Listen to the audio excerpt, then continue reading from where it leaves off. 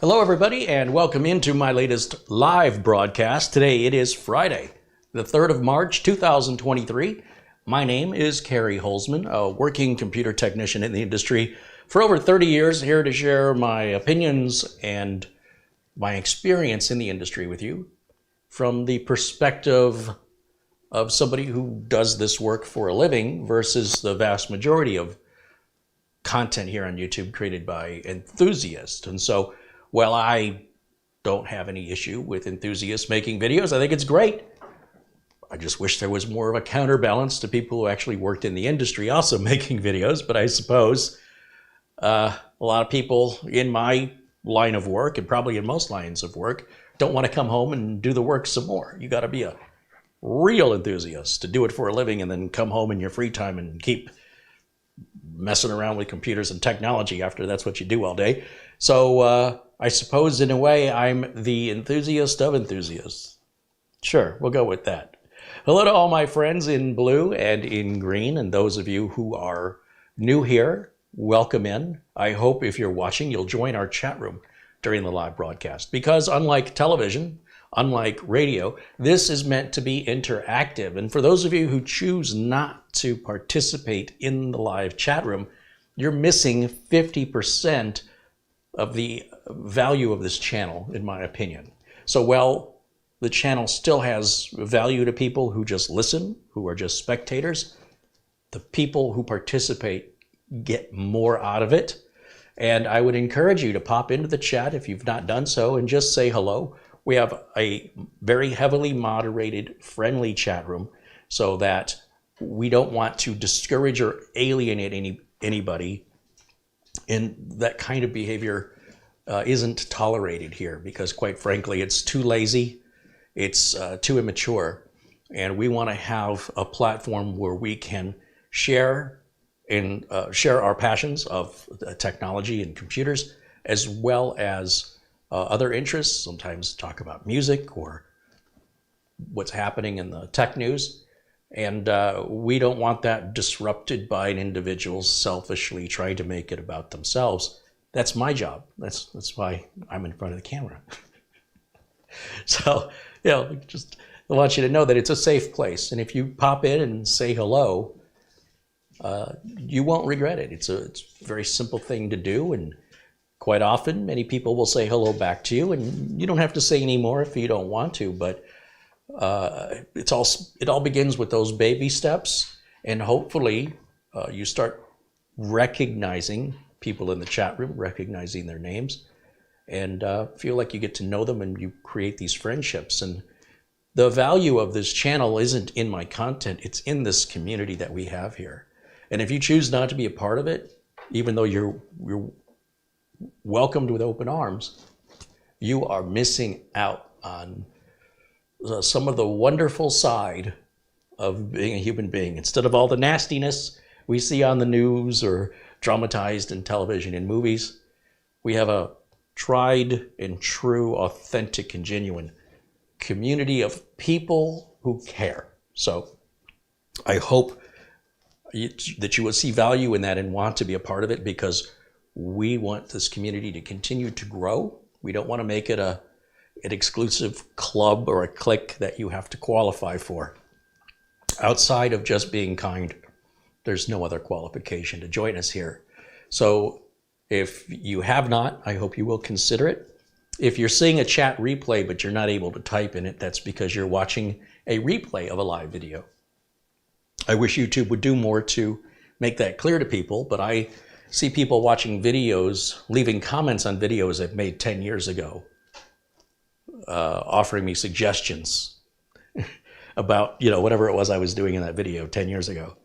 And they just don't realize they're watching older content. So I always say the date at the very beginning of the video, because it's not always obvious to people when something is live or how many years old the information that's being conveyed is, and whether or not that information would even be applicable anymore.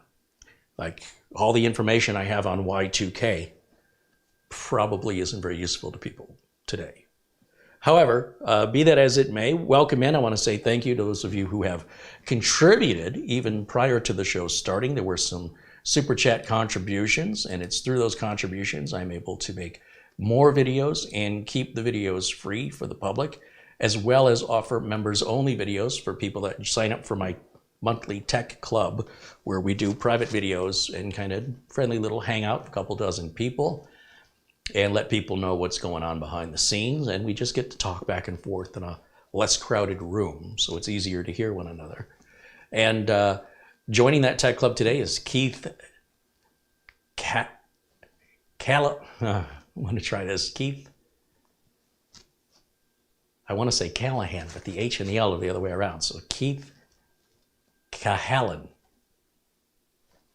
I'm trying, Keith. Thank you so much for becoming a member here. I hope you'll stick around. Rick Lakes, our good friend in Minnesota, with a $20 super chat. Thank you so much, Rick. Rick's got a mini PC on the way. I think that's arriving today. Alan Lindus joins us from Casa Grande, Arizona, with a $7.77 super chat. He says he just installed an Arico PCIe PE20-1C Thunderbolt expansion card. I'm doing a 1 terabyte clone in just over 5 minutes. Nice. Yeah, I agree. That is nice. There's our good friend Peter Laycock, who contributed via PayPal before the show, and a super chat just now of £10. Thank you, Buster. The CPU for your Train PC arrived today, so guess what I'll be doing this weekend, and we'll have an update on that for everybody. I'll update you as to once I get the new CPU on, put that cooler back on it, get it back into the Train case. I'll follow up with what our results are regarding the temperature issues I've been having with it. Also, I should be getting those little plastic standoff or whatever they are, spacers, hopefully in the mail sometime next week. I thought I was going to get them this week, but they still haven't arrived. So I'm not going to hold out hope for today or tomorrow. It's possible, but certainly by next week. And then I'll know if I ordered the right ones or if I'm back to square one and having to do some research to find them. So hopefully they're the right ones. Peter says, good evening, Carey, and everyone in the chat. All the best from Bonnie, Scotland, where the temperature in Edinburgh is 37 degrees Fahrenheit, which is 3 degrees Celsius. Ooh, that's a bit chilly. Planet Cryos, there's our good friend Planet Cryos with a $2 super chat, says, take it and like it. Hello, Carey. Yes, sir. Absolutely. Thank you. Bob R. contributes $10. He says, TGIF, Carey and chat. Yes, thank goodness. It is Friday. And Ferris with a $2 super chat says, I finally caught a live stream. I love the videos, Carey. Right on. Well, thank you. You know, if you keep encouraging me, I'm going to not stop.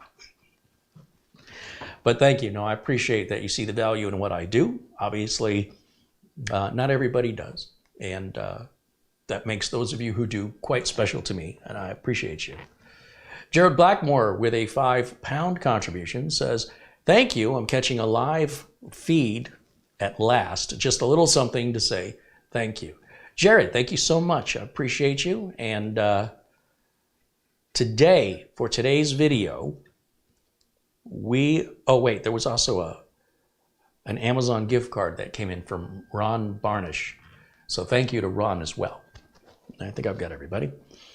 So today, we're going to be reviewing yet another mini PC.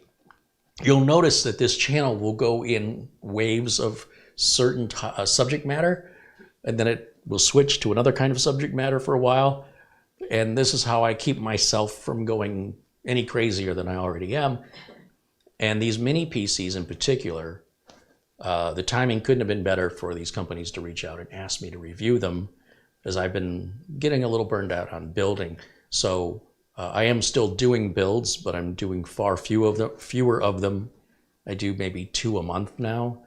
And it went from something that I really enjoyed to being sort of this thing I have to do whether I like it or not, and it's taken some of the fun out of it for me. So I just need to do something different for a little bit.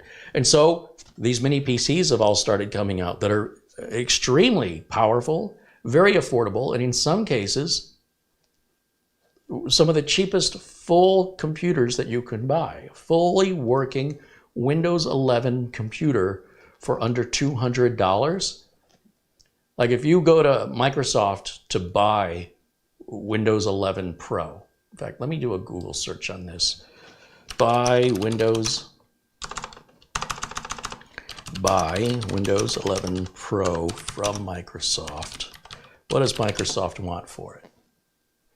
At Microsoft's online official store, oh, there's a bunch of Surface tablets. Where's software? I'm just curious because the Pro version of Windows used to be $199, and that's where I'm going with this, that you can get the whole computer with the Windows operating system for $199. Of course, if you just need the operating system, and I'm not finding the software here.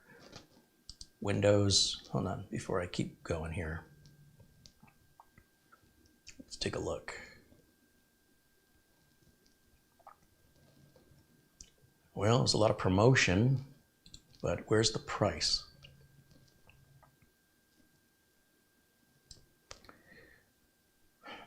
Usually it's no less than $160, and I've seen it over $200 if the full Microsoft manufacturer's suggested retail price. Now, of course, all of us in this community don't have to pay that price. It's sort of like the pharmaceutical companies that want to control how much you pay for your medications, when people here in the West, like here in Arizona, for example, pretty routine to drive to the bordering cities in Mexico and buy the exact same pharmaceuticals from the same pharmaceutical manufacturers at 80-90% off what they charge here in America.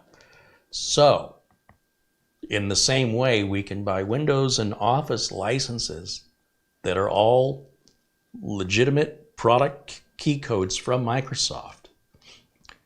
But because they're not sold here in the USA, they're sold out of Hong Kong, you can save a lot of money. So if you're looking for a Windows 10 or Windows 11 license key, or Office 2016, 2019, or 2021 license key, check out my coupon code for VIP CDK deals. I've been working with them now close to 2 years. They are absolutely fantastic. Everything's on the up and up, and it's a great way to save money, no differently than how people would, as I mentioned, here travel to Mexico to buy the exact same medications at far less price, because it's structured differently in that country. And as a result, and because of the internet, there is a large, what we call gray market, that is able to take advantage of what is essentially a loophole. So it's perfectly legal. Just as the pharmaceutical companies don't want US citizens getting their pharmaceuticals out of Mexico or Canada. It's perfectly legal, and they just don't like it because it's eating into their profit. So in that regard, all the license keys that I promote here on this channel are all guaranteed to work, money back guarantee. If you have any issues, if you make a purchase from VIP CDK deals, be sure and use the coupon code CAREY. You'll get 30% off. And if you have any issues activating that code within 30 days, you contact their customer service and they'll make it right. In fact, if in some unusual circumstance they don't, you reach out to me directly and I will make it right, even if it means refunding you out of my own pocket. So there's a peace of mind for anything I'm endorsing on this channel. I'm not just pawning off merch. My goal here is to save you guys money on genuine, real, useful, and bargain products. But I don't want you to confuse sponsorships, such as VIP CDK deals, RoboForm, and Acronis, for example. I don't want you to confuse those with these product reviews. So for full disclosure, Beelink, or any of the other mini PCs you've seen me review from other manufacturers, simply send the product to me free of charge. They don't pay me. I am not under any obligations. I'm under no contracts. I can say what I want, when I want. I can do the review how I want. And my goal here is full transparency, because whether or not you buy one of these, it doesn't make much of a difference in my book.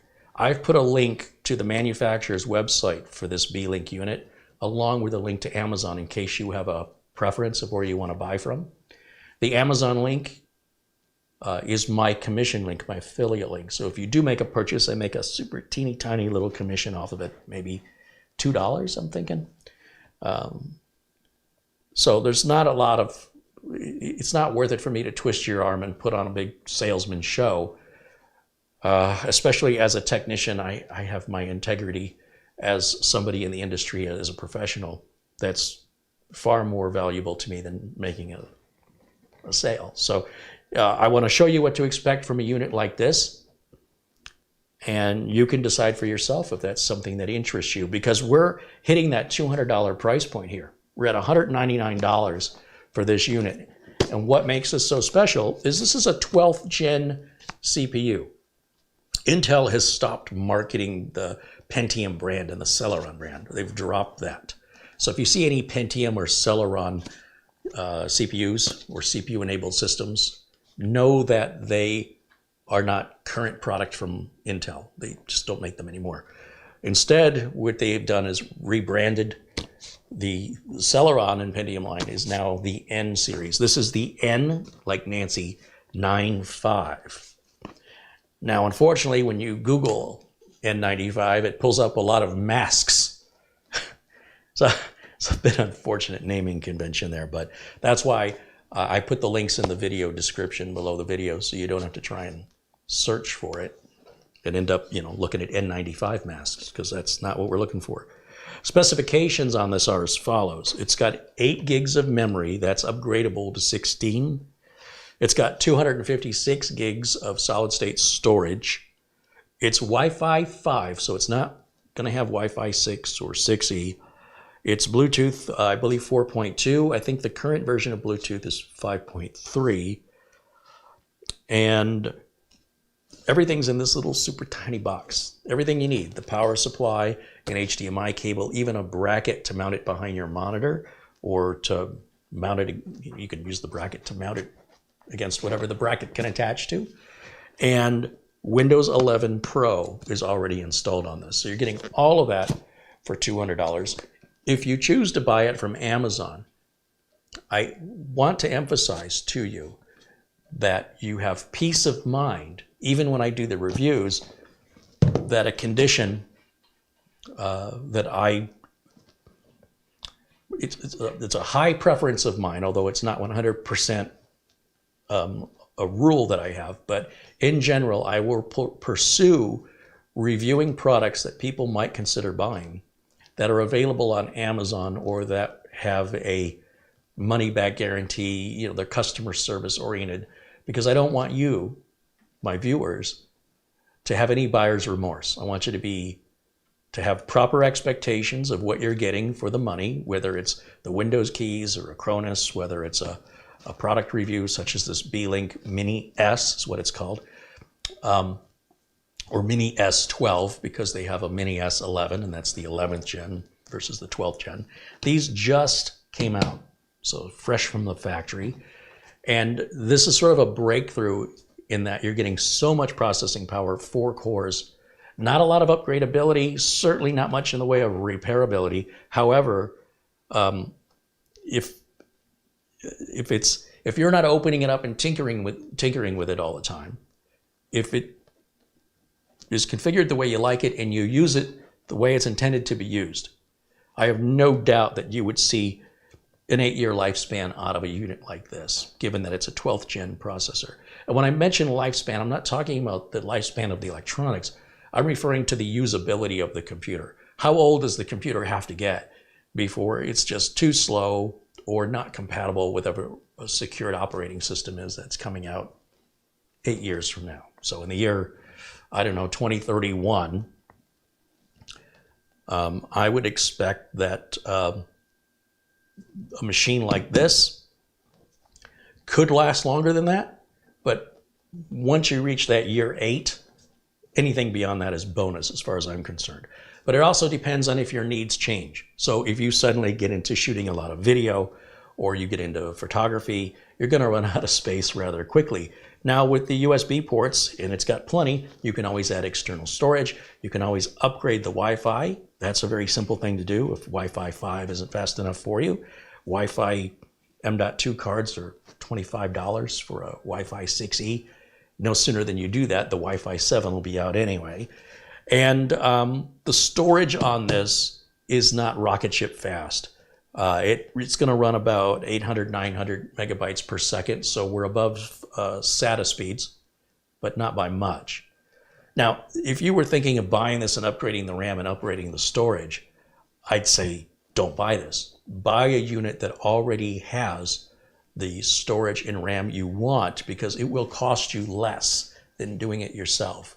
So the idea behind this is that 8 gigs of RAM and 256 gigs of storage, Wi-Fi 5, that's all going to be good enough for you. And that's ideal as a home theater PC. It's ideal as a general workhorse PC that you would use to browse the web and check out emails, pay your bills online, and all the other things you do with a computer.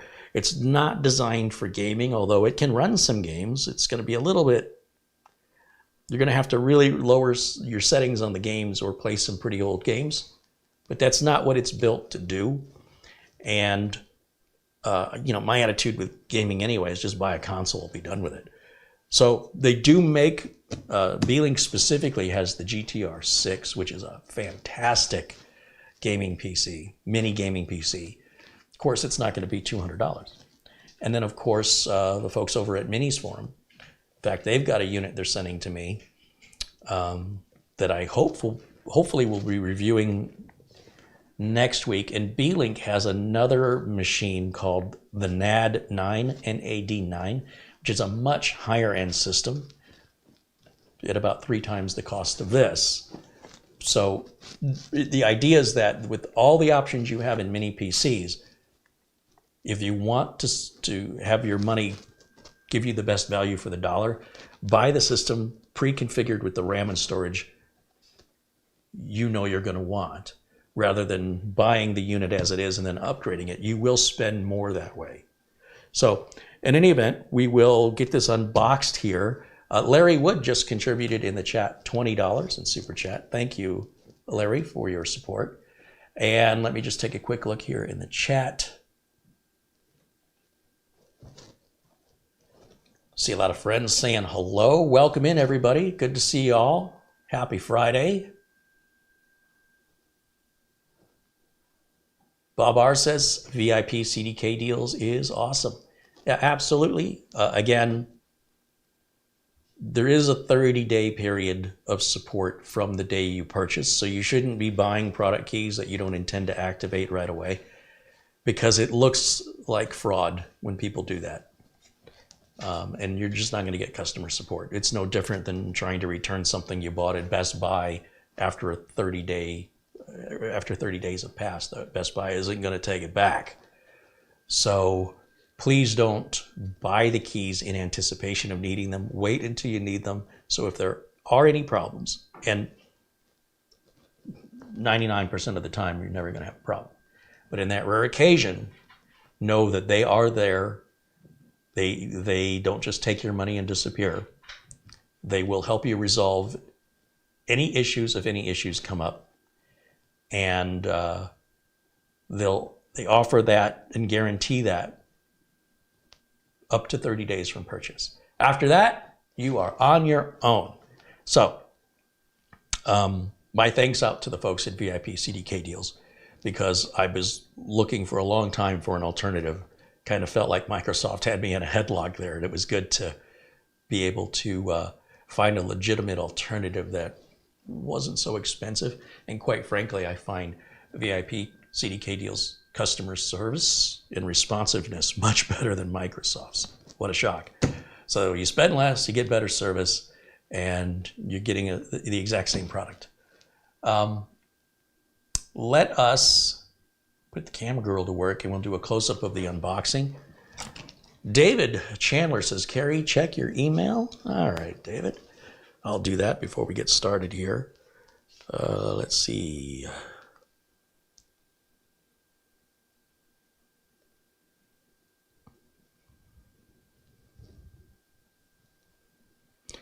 $25 comes in from David Chandler. Thank you, David.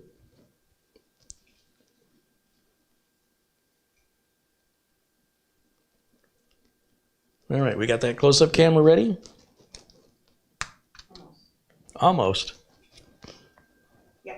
Okay, we're good. Okay, I'm going to switch over to the close-up camera. Just bear with me here for just 1 second. I got to find the right button. It should be this button here. Yes. Come on over. I can't believe how tiny this box is. There's a whole computer in here ready to be used. You plug it in and start using it. Crazy. Martin Wolferts with $15.99 contribution said, here's for shipping and handling. That's right, because we're sending Martin one of those European power adapters for converting to American plugs.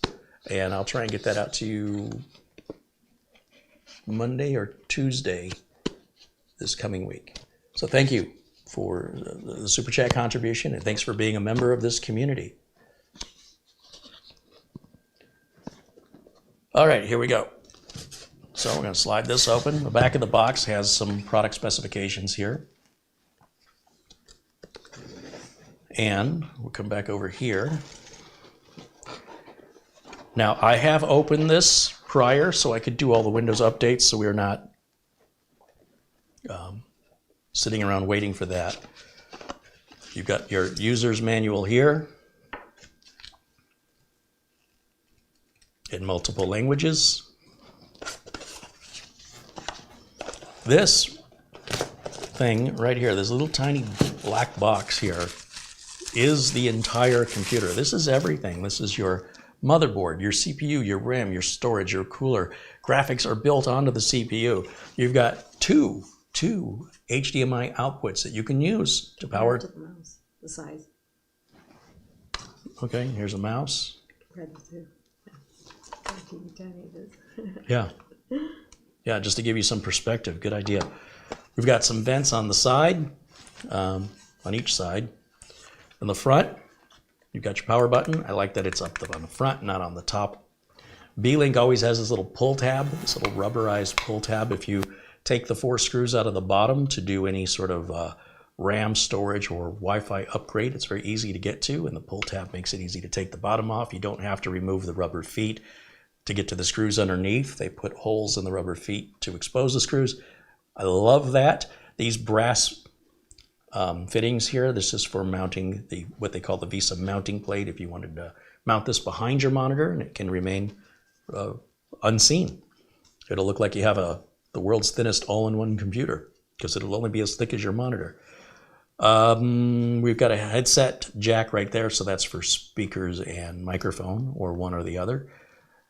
You've got a recessed reset button, so you'd have to get like a paper clip and unbend it. So you're not going to actually accidentally reset the computer like some desktop computers had a very prominent reset button, and people could, set something on the computer and inadvertently end up resetting their computer and losing whatever they were working on. So I like that that's so recessed. Going to the back, I didn't finish covering. We talked about the 2 HDMIs, but we also have gigabit Ethernet as well as Wi-Fi, 2 more USB 3.0s. So that's what, 4 USB 3.0s? 1, 2, 3, 4. And then we've got our barrel connector right there. And this is like a Kensington lock way of securing this PC. So if it's in an open area, like an office where there's employees or public, somebody doesn't walk off with it. And Kensington locks are sold separately.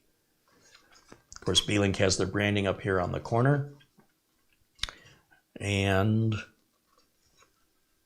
it's pretty simple. It's extremely lightweight. It's hard to believe that's a full functioning computer. It almost feels like it's hollow. So what I did is I took this out of the box. I went through finishing the Windows setup process, as you would on any pre-built computer that you buy, and then went to Windows Update and downloaded the updates. Now, I thought the updates went very, very slowly. I felt like the performance on this wasn't as good as I was hoping. And I don't know if it's because of the storage or because of the RAM. I suspect that 8 gigs of RAM is causing the sluggishness. Because once you exceed 550 megabytes per second on your storage, it doesn't really make much difference for most people. So I don't know. I was glad I did that off camera because an update I thought would take 10 minutes ended up taking about 40 minutes. It took a long, long time. And it's important that you have your computer up to date if you're going to connect it to the internet to stay protected. So we could play with that and see what sort of difference RAM makes. But on the other hand, if what you're using this PC for is just general browsing, general internet usage, or even as a home theater PC, you should, I would imagine, you should be able to stream 4K from this without a problem. I haven't tried it yet. I don't really run anything in 4K here. I do everything at 1080. And for light duty use at a $200 price point, you're getting a full and complete, you're getting the case, the power supply, the CPU cooler, you're getting the motherboard, the Wi-Fi adapter with Bluetooth, you're getting a stick of RAM, 8 gigs, and you're getting a 256 gig M.2 SSD. Try and piece that all together along with a licensed Windows 11 Professional already installed. Now, in this box here, these are going to have our accessories. As far as accessories goes, they are kept to a minimum in order to keep the price, the magic price point here is $200. So they don't want to include anything you absolutely don't need. So you've got your VESA bracket, which is a proprietary design for these mini PCs. You've got a very short HDMI cable. If you were to choose to mount this to the back of a monitor, you wouldn't want a 5 or 6 foot HDMI cable, right? Because you'd only be going maybe a foot in distance from the back of the PC to the back of the monitor if it's mounted back there. So there's a very short HDMI cable, and even shorter HDMI cable, just to make sure you have nice, clean cable management. We've got some screws here, and these screws, it appears, are for adding a 2.5-inch drive and for the VESA mount. So that's what these screws, I believe, are for. Now, as I mentioned, I did power this up and update it and finish the operating system install off camera. I have not opened it. I don't know what it looks like inside apart from the pictures they show online. So I'm going to take you to the Amazon page here in just a minute. But first, a shout out and a huge thank you to James Razzo. He just contributed via Super Chat $50. He says he just bought a Diwa mini PC with NVMe storage for under $200 with the N95 CPU from Amazon. Hey, that's a great deal. That seems to be the magic price point all the mini PCs are trying to whittle down to. Now, I expect this pace to get even more competitive. I think we should be able to get this with double the RAM and double the storage at the same price. I'll keep my eye out and I'll let you know if I find anything. But for what we have today, it's hard to beat. It's also from a known manufacturer. We know they're good with support. They've been in business a long time.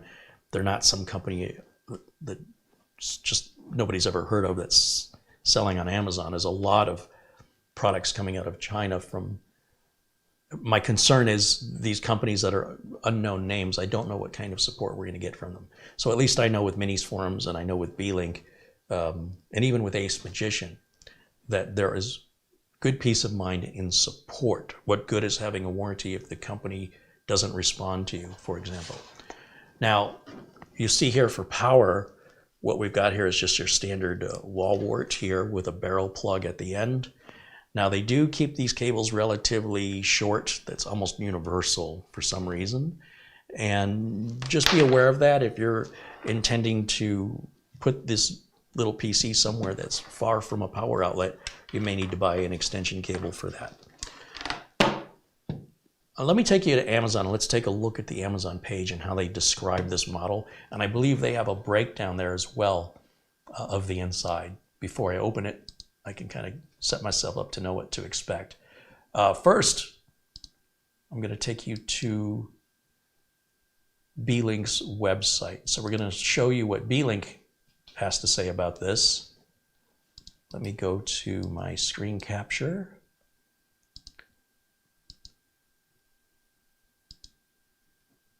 And let me turn that on. Okay, yeah, we're good there for now, for the close-up camera. So these are the specifications: 4.52 inches wide, 4.01 inches long, less than 2 inches tall, just over 1.5 inches tall. Specifications: 4 cores, 4 thread N95 with a burst frequency of 3.4 gigahertz. The GPU is built into the CPU. It's the Intel UHD graphics. It's got a single channel 8 gig DDR4 module with a maximum 16 gigs that's supported. Storage includes one M.2 2280 NVMe SSD, 256 gig pre-installed, upgradable up to 2 terabytes, as well as a 2.5-inch 7mm thick SATA slot. Of course, it includes the fan. This shows the color is blue, but this doesn't look blue to me. This looks black to me. And of course, the 3.5mm audio jack for headphones and microphone. And you can see there, they've got it powering 2 monitors at the same time. Just keep scrolling up here. Laser faceting, ABS high glass acrylic lenses, ABS plastic body, silicone puller. So that little rubber tab I'm referring to is apparently silicone and not rubber. It's low power usage. It supports Wake on LAN. It has a gigabit Ethernet if you don't use the Wi-Fi. Here's the part I was looking for right here. So the base is plastic. Underneath that is where you can optionally mount a 2.5-inch hard drive up to 7mm thick. And then there's a hard drive shield. And then below that is where our RAM storage, they don't point out the Wi-Fi, but it should also be on this side of the board. The CPU and the cooler are on the other side of the board, which when you've got the computer sitting on your desk, the CPU and cooler are up at the top.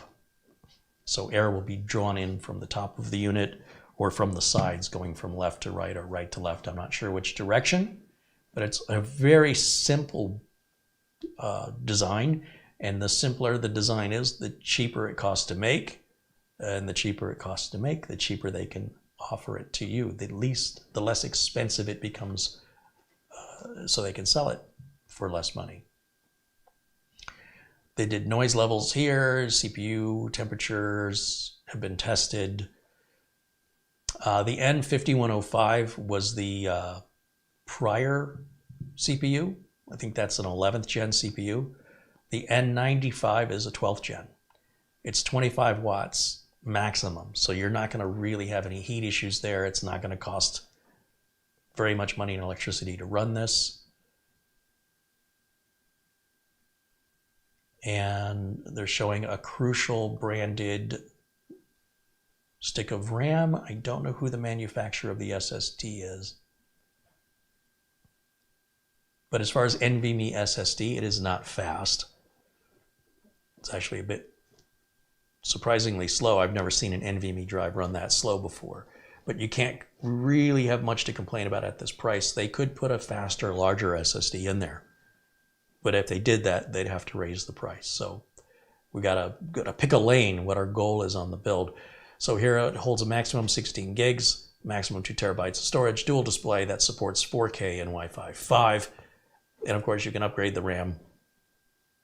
The RAM currently is at 8 gigs. The storage is at 256 gigs. You can also upgrade the Wi-Fi very easily if you wanted to do that, although, again, it's sort of defeating the purpose, which is trying to keep that price under $200. All right, now let's take a look at Amazon and see how this varies in its description. So here you'll see it's $219, but there's a checkbox that says you can apply a $20 coupon. I should know better that if I check that box, it wants me to log in. There are different configurations down here. So for 16, this is showing 16 gigs of RAM. Oh, it's an N100 processor, not the N95. That's at 219, is that right? So the N95 is also 219? Well, the N95 is more than that. It shows it at 26. Now this says N100 here. So the N100 is obviously, it's a bigger number. It should be a faster chip. It looks like they've got these numbers backwards for some reason. When I click on Beelink N100, it shows the description and price of the N95. So somebody's made a mistake here. But you're not getting away with anything. You're not going to be getting a Beelink N100, you'll be getting the N95. When you click on the N95, it changes the pricing and description to the N100. That's an interesting little mistake somebody has made there. And there is a $30 off coupon that brings out to $239 for what is essentially the N100 with twice the amount of RAM and twice the storage. So do know it's much, much cheaper to go ahead and buy it with the upgraded RAM and storage than to do that yourself if that's what you intend on. On the other hand, if 8 gigs of RAM is enough for you, and if 256 gigs of storage is enough, and you'll just plug in USB storage if you need more than that, why spend more money if you don't have to? So yeah, that's pretty unusual that they've done that. The Mini S, what is this? So if you want to go, this is interesting, if you want to go a generation back and still with just 8 gigs of RAM and only 128 gig solid state drive, they've got this at $143. Now, that's not going to have Windows on it. And this is a sale that ends, because we're doing this live, it's ending in 3 hours, almost a little under 4 hours here. It's an interesting alternative if you're somebody that doesn't like Windows or your intention is to put Linux on it anyway. Don't buy it with Windows on it because you're paying for that Windows license. So, you can get one for less money and put your own operating system on it. And here we've got the Mini S N50, a 5095, 8 gigs of RAM, 256 gig solid state drive, Windows 11 Pro. Very similar to this unit, except the processor is a previous generation. And look at the savings there at $150, $124. That's a really, really good deal. Just thinking about what Windows 11 costs, Windows 11 Pro, I'm kind of puzzled because these boxes I'm checking here don't seem to be aligning. Like that says Windows 11 Pro here, but also says Linux. Apparently it's just saying it's compatible. Did they do the same thing here, or does this one not have Windows on it at all? I'm going to guess there's no Windows on this. Well, it says Windows 11 Pro. I don't know, but boy, these prices are crazy, aren't they? So I haven't looked at this before, so I'm just seeing it for the first time along with you guys. At 183, this is all sales that are ending in 4 hours here. Again, with the 5105 previous gen processor, up to 2.9 gigahertz frequency, 8 gigs of RAM, 500 gigs of storage, Windows 11, doesn't say Pro, could be, I'm not sure. There's a lot to choose from here. So these are all pre-configured to meet the needs of the individual so that you don't have to do the configuration after you buy it. That would defeat any cost savings in most cases. And you just take it out of the box and start using it. See, there's no delay. You don't have to wait for other parts to arrive and risk damaging it if you wanted to upgrade it yourself. Now, maybe in time, you might want to upgrade it. Well, that's a different story. It's nice to know that if at some point in the future that you want to upgrade the RAM or the storage, that is an option that you could consider. So let me go back to my main camera here. And let's see what you guys are saying in the chat room.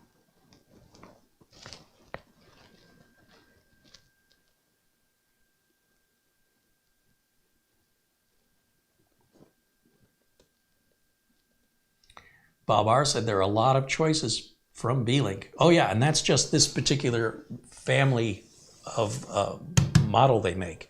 They have a whole family of gaming mini PCs and mini PCs for different purposes. So we'll look more into that in the coming weeks ahead. And they have some, as Beelink is constantly introducing new products, hopefully they'll continue to send us those items in exchange for me to review them. And then you guys can know what to expect for the money and decide if that's something that fits in your value system.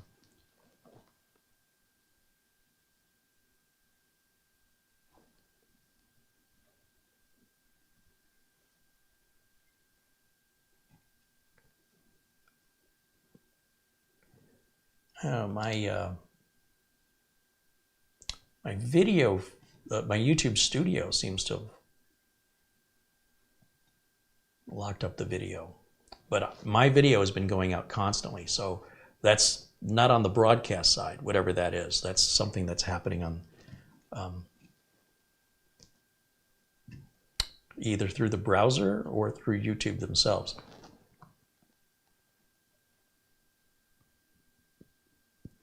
Will this handle processing videos to a 4K monitor? It does support 4K.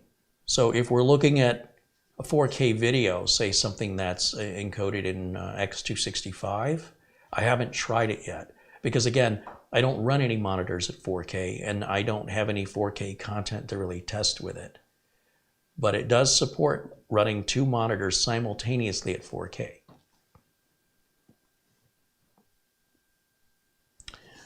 All right, let's bring the close-up camera back. Before we power this up, let's take a look at the inside and see if it matches what we've just seen.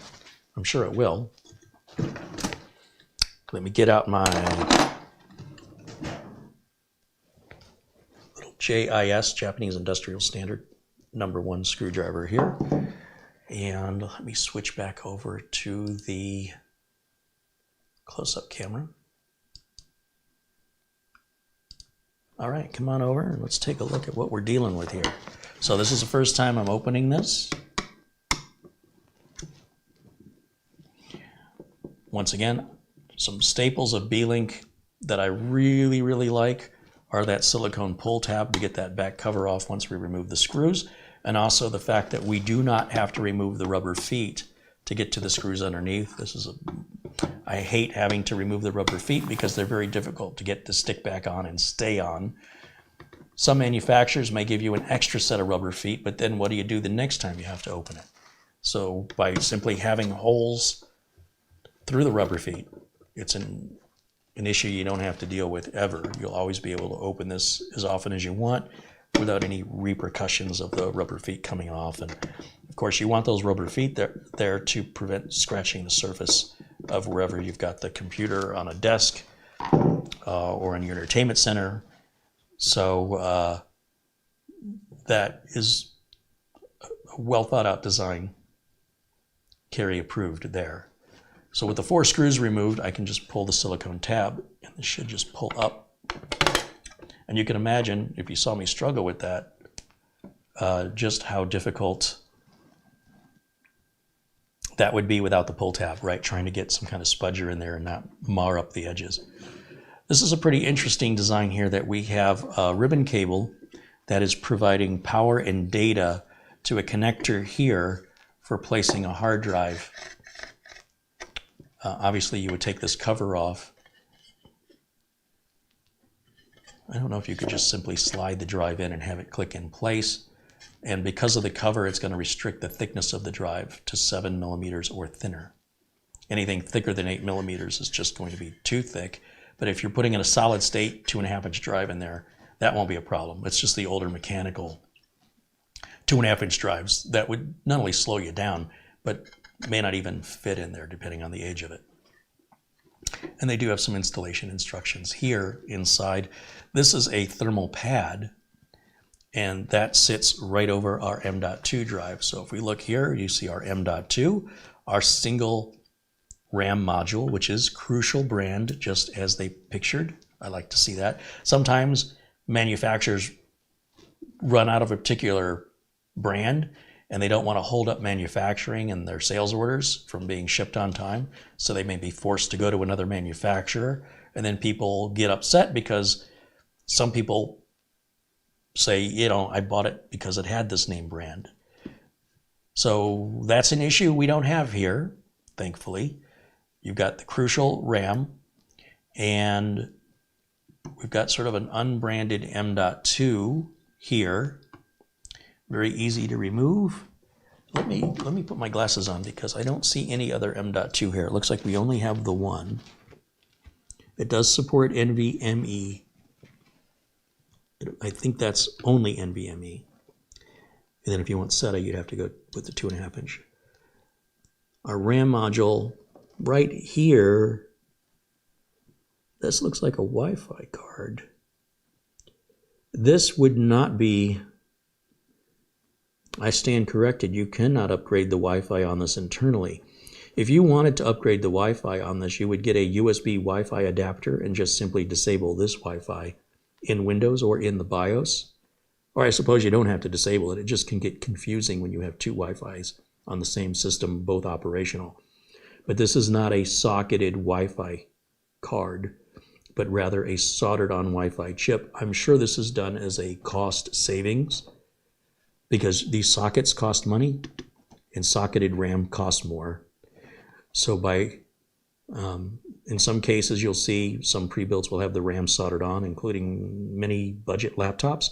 It reduces the price and it increases the reliability of the RAM by soldering it on, but it does make it non-upgradable. So here, the Wi-Fi is upgradable through USB, so you still can do it, but that is surface mounted, soldered onto circuit board here. The RAM, we simply remove these two, pull these two levers apart and the RAM pops up and you can replace that with up to a 16 gig module. And this is 3200 speed RAM. And the NVMe is just one screw. Take that out and slide the M.2 drive out of this socket, put another M.2 in there and put the one screw back. That upgrade's done. It's really that simple. To get to the other side of this, it looks like we have a screw here, here, here, and probably, yeah, right there. So taking those 4 screws out, we could, in theory, lift the whole thing out, flip it upside down, and that's where we're going to see the CPU cooler. So overall, it is exactly as pictured, both at Amazon and on Beelink's website, so there's no funny business going on there or revisions, at least at this point. So that's good to verify that we got exactly what was described. Just a bit surprised that the Wi-Fi card is soldered on. I've not seen that in a very, very long time. But I'm okay with it, quite frankly, because Wi-Fi 5 is my bare minimum for Wi-Fi. Anything less than 5, not acceptable to me. And again, that $200 price point, in order to get to that $200 price point, I'm surprised they have name brand memory and still have that price point. I would have expected that to be a lesser known brand that would be theoretically cheaper. So interesting parts choice here. And then we've got some quick setting button description. Press delete to enter the BIOS. Press F7 to enter the boot options menu. I like that that's written on the bottom. Let's go ahead and fire this up. Let's see how long it takes to boot up. See how loud it is. Actually, I've already turned it on. You can't even tell that it's running. It's whisper quiet. So I'm going to step around and let's see. I've got an HDMI cable down here and I'm going to plug it into the network. So we'll do that. HDMI into the capture card so you guys can see it on your monitor. Power, once again, it's a short power cable on the power adapter here. But if I move this over, I can make it reach. I do wish that cable was a few feet longer. I'd like to see power cables at about 10 feet long, or at least 8 feet. We'll get this out of the way, and I need a keyboard and a mouse, and we should be able to turn this on then. So I have my keyboard and mouse, my spare one right here that I'm going to use. Turn these on. My dongle, plug that into any of the USB ports here. So I'll just plug it in right here. Get the screwdriver out of the way. And let me go to the HDMI input of my capture card. And let me go back to camera 1. You're good, thank you. And then I will put myself in a corner here, like so. Okay, let's see what this takes to boot up. So you can see in real time as we're live here, I hit the power button. We do have a power light. There is no hard drive activity light. That seems to be a trend I'm seeing on these budget mini PCs, which I like seeing a hard drive activity light, but it's not as important as it used to be. It's sort of an old school thing. It was how I could tell if a PC was locked up or if it was just working on something in the background. And that's not something I really have to do very often anymore, but I still like to see it. So unfortunately, it's not something that we can add, but as you can see, it's already booted into Windows 11. You can see I've put Prime 95 on there. I ran Prime 95 for an hour on this, and I don't think it broke. I'm trying to think what the temperature was on it. I don't think it got hotter than 75 degrees Celsius. Stayed nice and cool. And let me see if I go to a full screen.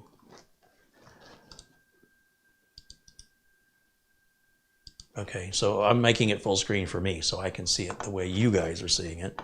As you can see, I put VLC on here, as I always do, and I've run Uncle Carey's Windows 10 optimization tool. Yes, it works on Windows 11. I don't know how much help it offers, but it does give us this PC icon on the desktop, which I like. We've got CPU-Z, which we can start here and just verify all of the specifications.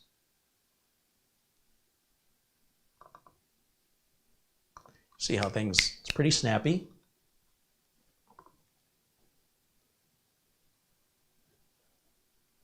Wow, it's like every other day they're coming out with a new version. That's all right. Here's our chip. It's an Alder Lake family of chip. Right now, it's running at, shows 800 megahertz. It sort of depends on what the computer's doing in the background in order to keep the heat down and the power usage down. Just like a car doesn't just run at 60 miles an hour at all times. You can vary your speed. This is what modern CPUs do now to reduce power consumption and reduce heat. So that's going to fluctuate depending on your need. Based on what you're doing. Some heavy in processing tasks, obviously, it's going to crank up to its maximum speed until that processing task is completed. As for how they describe the main board, that information is in here as Model Mini S.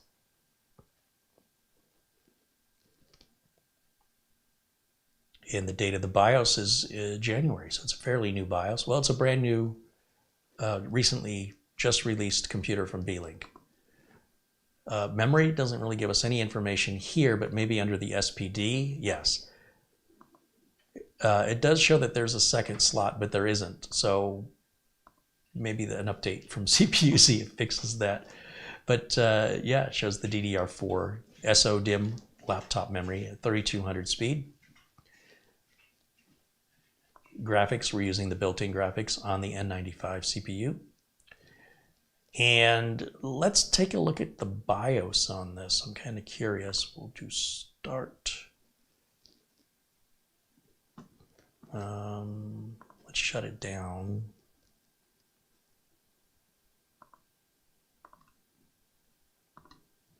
Let's see how long that takes to shut down. Well, it's down. That was quick. Actually, the power light is still on though. Nope, power light just went off. So however many seconds that was. I'm gonna go ahead and turn it back on and I'll start pressing the delete key. And that should take us into the BIOS and we can take a look at what our options are in there. And see how they've configured it from the factory. This is all the way it's factory configured. I haven't been in this BIOS ever before. We have some information here. This is off by an hour. Whoopsie.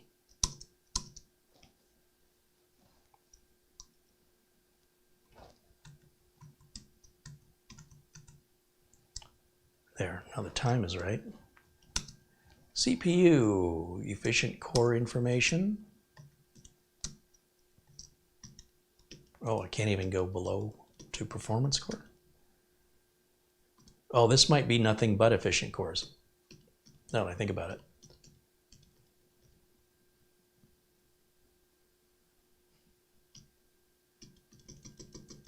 So there's not a whole lot to choose from here. All these defaults seem exactly the way they should be. I wouldn't change any of that. Power and performance, CPU power management, boot performance mode, turbo. All right, that's good that that came from the factory, set in turbo. Once again, all of these things I would leave exactly as they've got them here. I don't see anything to be worried about, or to improve, I should say. GT power management control. I believe this is for the graphics, the built-in, I think. PCH and firmware information, management engine. PTT, that's the TPM module that's required for being Windows 11 compatible. OEM key revocation configure. Wow, that's pretty interesting. This is more what you see in corporate PCs. Thermal configuration, what do we have in there? Enable all thermal functioning, platform, Intel dynamic tuning. Wonder what that does. The trusted computing, of course. Again, we leave all that alone for Windows 11 compatibility. Hibernation, I would just disable hibernation personally. It's really intended for laptops to save your battery life. Serial port 1, that's unusual that it would have a serial port 1. Because clearly, if there's a header on the motherboard for it, it's not hooked up. And I don't know anything using serial ports for years. Smart fan configuration, which is in automatic mode. Our choices are manual or full on. So automatic is obviously where we want it. Our real-time clock wake settings, graphic output protocol policy. Yeah, so a lot of this we just want to leave alone. And all of these defaults, I don't want PXE support. I'm not going to boot from the network ever, so I'll disable that. Compatibility support module, NVMe configuration, shows the details of the installed NVMe M.2 SSD.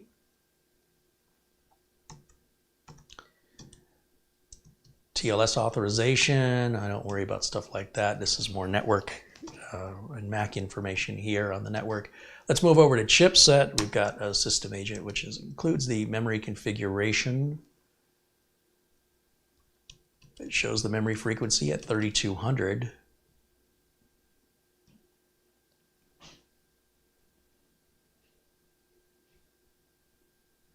Interesting.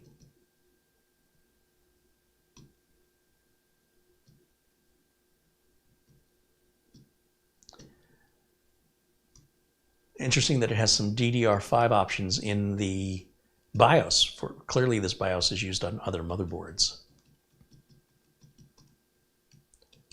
A lot of stuff here we wouldn't want to play with. Looks like fast boot is enabled.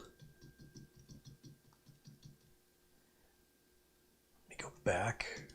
Graphics config.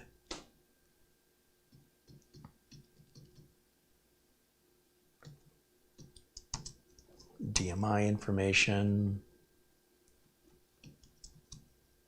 TCSS, I don't know what TCSS is, but there's really not much we can change in there anyway. Once again, this is all things I would leave alone. If you change something and you're like, uh-oh, I don't know how to change it back, you can always choose F3 for loading optimized defaults across all BIOS settings and then save and change it. Save and exit to undo any changes you made to put it back to factory defaults. I'm not making any changes in this BIOS from the way it was shipped from the factory. It is exactly the way I would want it. It's interesting that secure boot is disabled. I thought it was required for Windows 11, but apparently not.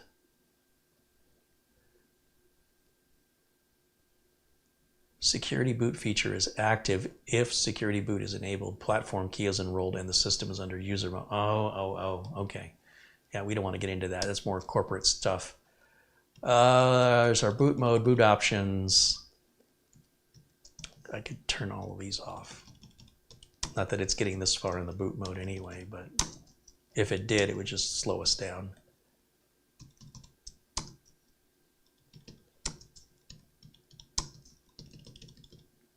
I would disable all of these. Certainly not going to boot from the network.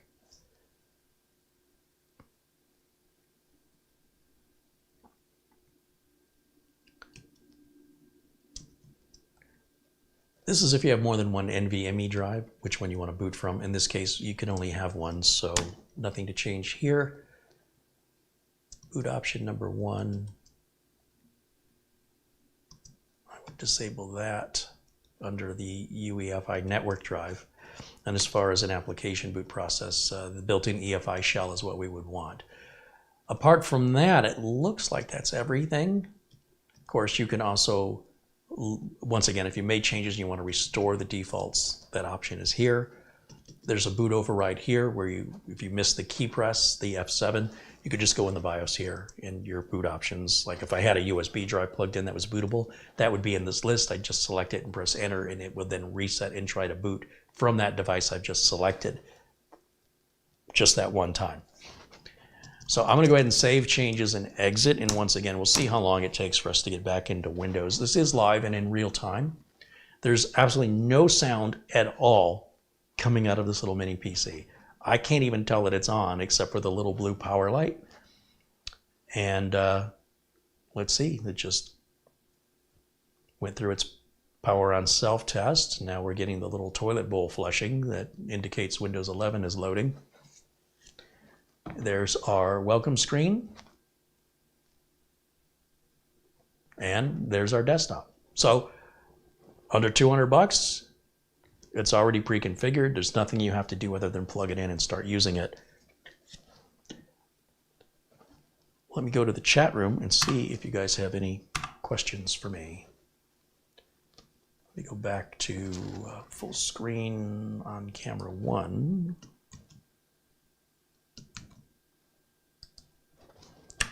I just keep going to the wrong keyboard every time. All right, let me scroll back through the chat and see what I've missed here.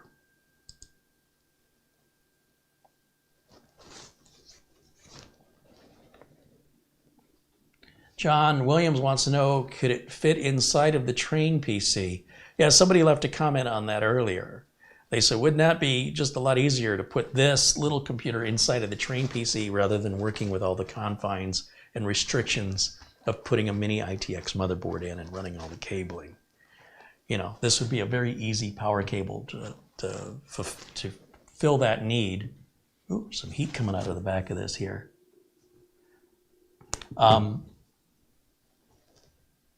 That would be a really interesting idea for somebody to come up with cases, customized cases like that train PC that were designed to fit a mini PC and had the cutouts for the power button and some kind of extension cables, or was designed in such a way that the front and back of the mini PC were accessible.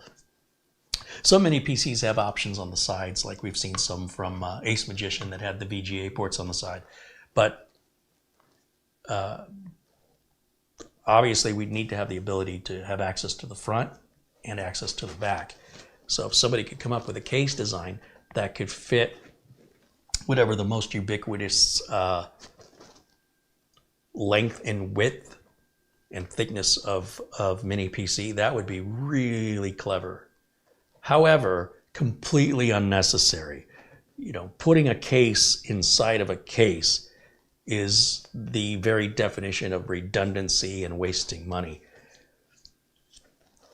But something somebody could easily modify too for their own custom computer if you wanted to do that. Of course, the mini PC is far more upgradable than this and far more expensive as a result.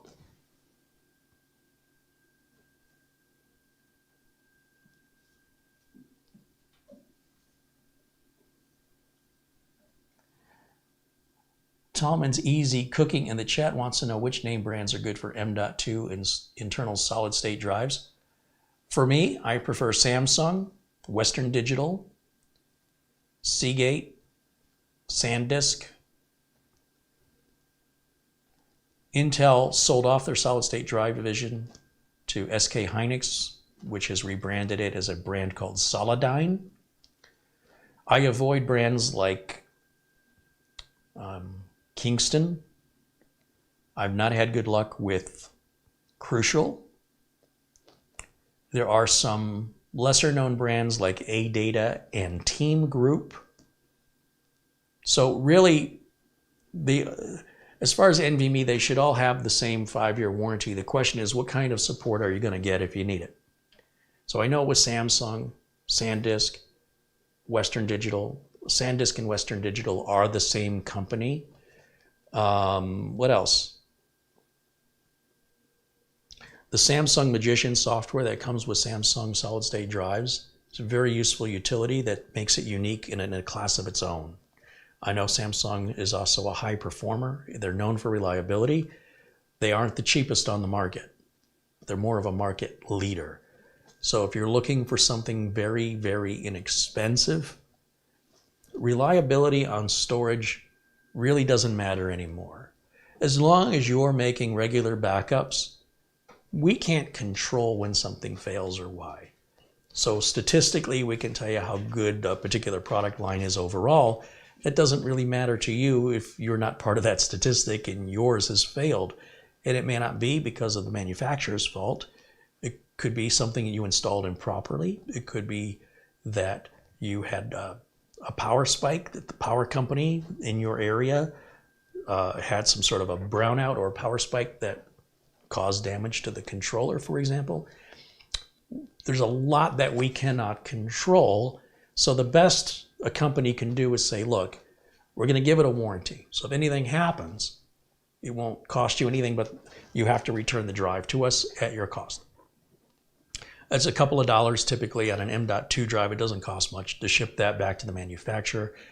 Once the manufacturer has given you a return material authorization code or RMA number, they're saying, you please send it. Once we receive it, we'll send you a replacement. They don't repair this stuff. They just send you another one. Then once you receive that, you would simply restore from your backup. There is no amount of statistics regarding reliability that guarantees you're not going to suffer from a failure due to the number of variables that are beyond your control that can deal with how the materials were handled in shipping before it got to you, to sometimes mistakes happen at the factory. It's pretty rare, to other things that are beyond your control. So when it comes to reliability, it's all about the warranty. So if you buy an NVMe drive, they should universally have a 5-year warranty. But if you're buying it from a company you've never heard of before and it's super cheap, you probably are not getting a particularly fast or well-performing drive, and you may not get good customer service, if any. You're on your own, and you're going to do a little gambling if that's what you want to do to save a few dollars. Because I run a business, and I'm held accountable when my clients call me and they have a warranty issue, I am just passing the warranty on to my customers that I get from the manufacturer. So if the manufacturer doesn't honor the warranty, if they're not responding to my support inquiry or my RMA request in a timely manner, it's hurting my business. So I might have to go and buy another brand. Well, let me rephrase. I may have to replace the customer's drive at my expense, because if I make the customer wait the way the manufacturer's making me wait, I could lose that customer forever. So which costs me less? Losing the customer's business, or just buying another drive, replacing it for the customer, and then I'll go through the RMA process on my own and keep the return drive, which will be brand new, and put it back in my inventory. But what would make you think I would buy that same brand? If a brand did that to me, where I had to spend my own money for something in warranty because they weren't responding fast enough or in a timely manner, or they were being difficult to giving me an RMA number, then there was no cost savings to me. It actually cost me far, far more, almost incalculable amounts of loss. So I don't play games with that. The warranty is where it's at. And from a manufacturer that I know is going to have good customer service. Companies that have good customer service are typically companies you don't need to contact customer service on. Those two things typically go hand in hand.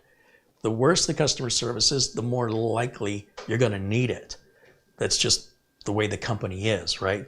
So for me, if my customer is on a budget and we want to do something that is not performance oriented, I will stick with SanDisk and Intel even A data, or team group, in that order. If the customer wants something more performance-oriented, then the Western Digital or Seagate lines of M.2s as well as Samsung. Those are my preferences. But again, reliability is just warranty. And the warranty is no good if the company is very difficult to get a hold of or difficult to get an RMA out of. So I have to have that peace of mind. I don't want to gamble away my business because I wanted to save $10 or make an extra $10 on the sale of the computer. That'll be a very expensive $10, potentially.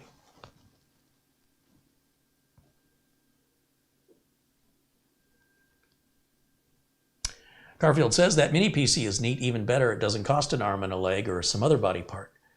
Yeah, I think the $200 price point is the magic price point based on the other $200 mini PC that I reviewed.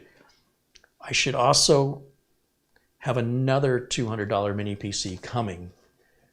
And I don't know, I just thought like the Windows updates on this took a really, really long time. Not the download, because I know my download speed's not good here. But once it had downloaded, it just seemed like it was installing for a long time. So I was hopeful there'd be something in the BIOS, maybe XMP wasn't enabled, or maybe, but the BIOS says the RAM is at 3200. I should go back to CPU-Z and see if it's confirming that. And then, you know, as far as the processor goes, I'm not sure where the hang-up is. I would have to repeat the whole thing with 16 gigs of RAM, essentially, to try and determine where's that bottleneck happening. Now, Windows updates don't happen that often. It's really not that big of a deal. I go do the update, walk away. But it is a little concerning to me. The length of time seemed like it took 3 or 4 times longer than I was expecting it to.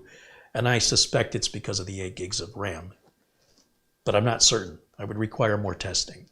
So compared to the other $200 machine, that one seemed to run through those same, well, they weren't the same updates because these updates had just been released, but it seemed to run through the updates much quicker. So I'm not sure what's going on there, but everything else about this PC is quite responsive. So I'm not quite sure if it's just the fact that it's 8 gigs of RAM, which is really what Windows 11 needs. It doesn't leave you anything to play with, so it's got to start swapping out virtual memory from the storage drive. And that's much, much slower as a result.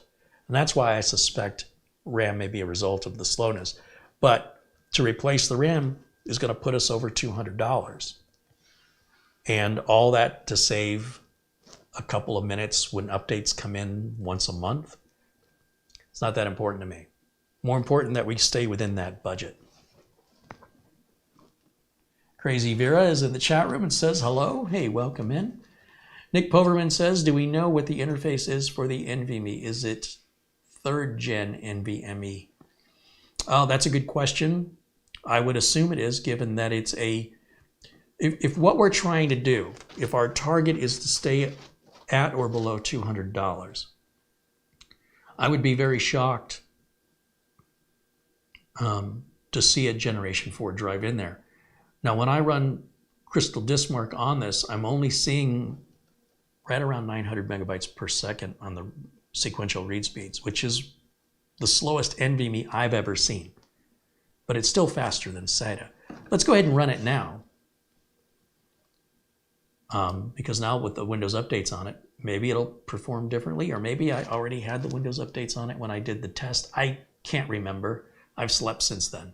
But we can certainly try it again. Let's go back to the desktop here. So a couple of things are interesting, I think, and one is when we go to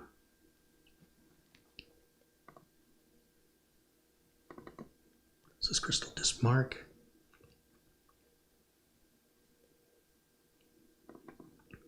We go to Crystal Disk Info to identify the manufacturer of the drive. I have no idea who makes this.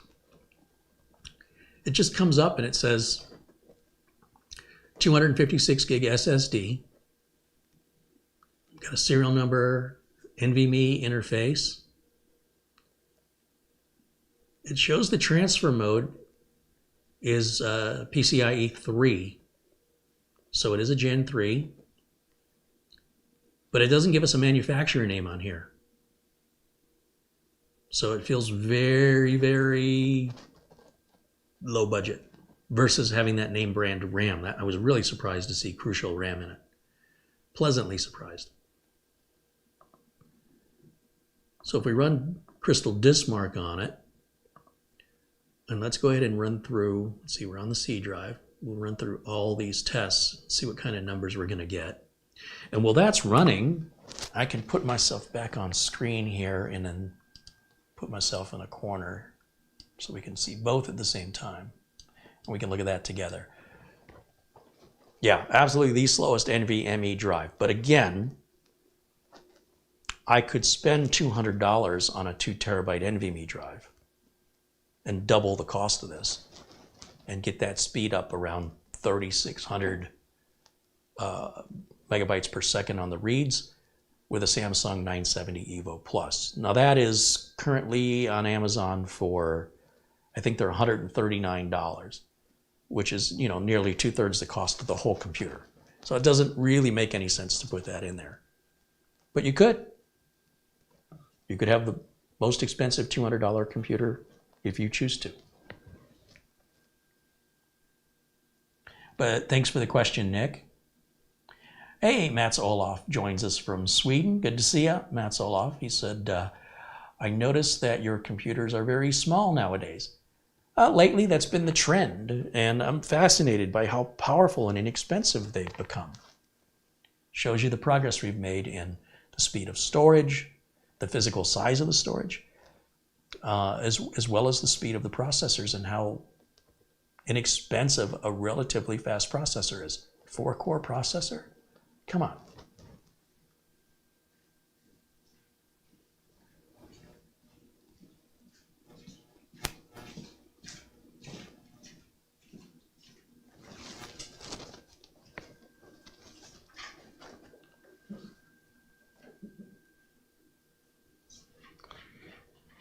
Nick Poverman says it's a M.2 PCIe by 1 SSD.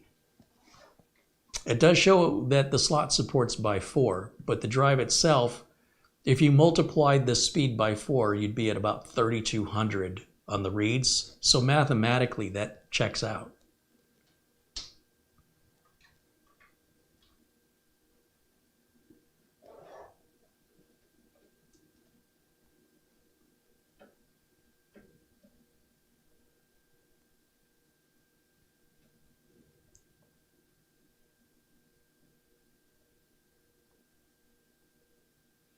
There's our friend Marvin Jameson join us in the chat room. He says, cheerful Friday, Carey. Hey, Marvin, good to see you, my friend. Dave Price says he likes the Ryzen version of mini PCs. Yeah, we've reviewed a couple of those, and I think I still have a couple more coming. Definitely worth consideration if you want something more aligned to gaming.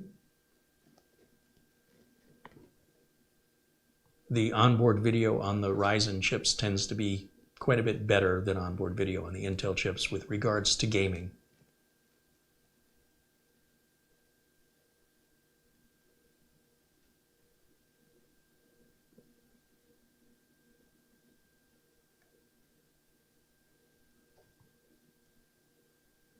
Thing one says hello.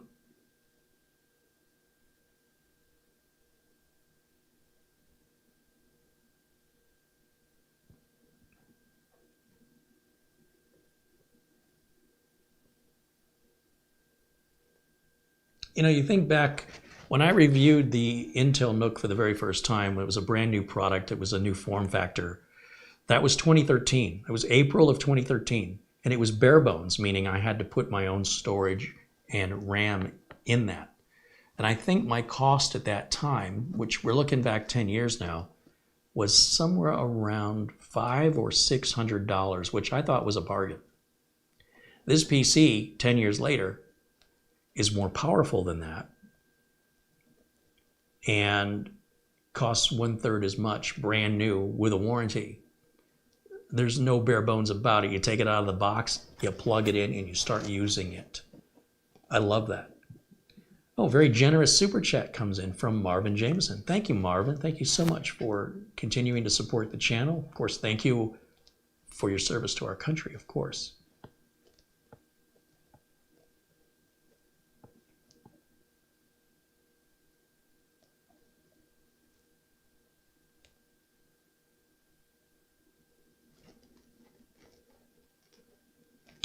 Do I think it can play Minecraft? Probably. I've just set the settings low enough. I can't see why not.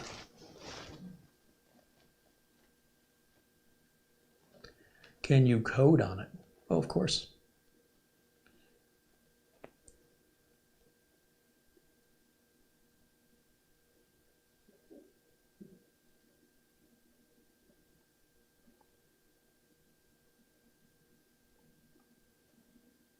So these are our final numbers showing on the screen with 837.9 on the sequential reads. And the writes, in an unusual case here, nearly identical, in fact, just a little bit faster. Normally the writes on a solid state drive are about a third slower than whatever the reads are sequentially. So these are the 837 you see on the top left and the 849 you see on the top right. That's the best performance in the best case scenario. It won't go any faster than that. And that's why I focus on those two numbers, the top left and the top right, because I want to see what the peak is, what's the best under the best of circumstances that that drive can do. Now, honestly, for most people, you're not going to see much difference, even if you went to Generation 4. If it took that, even if you went to a by 4, yes, you're going to see differences in your benchmark numbers. But as far as how long Windows takes to load or how long programs take to load, that's all going to be within milliseconds of what it was. Very few humans on this planet would be able to identify which machine had which drive outside of looking at specifications, benchmarks, or software configurations. But just by feeling it, by using it and feeling it, you'd be hard-pressed to tell the difference. Most people. The benefit here, and the only thing I'm concerned about, is that 8 gigs of RAM. I really feel like if this had 16 gigs, then that slowness I experienced on Windows Update would not have existed. But I don't really have any way to verify that aside from getting another one with 16 gigs and going through the same setup process and the same updates. 8 gigs is enough. It does get you moving securely with Windows 11 Professional. But if you wanted that bit more of peppiness, I think 16 would be ideal if we could do that at the $200 price point. Now, as you looked previously when we went to Amazon, to the link I have in the video notes or video description below the video, you see they do have other configurations and other processors going, $220, $230, $240.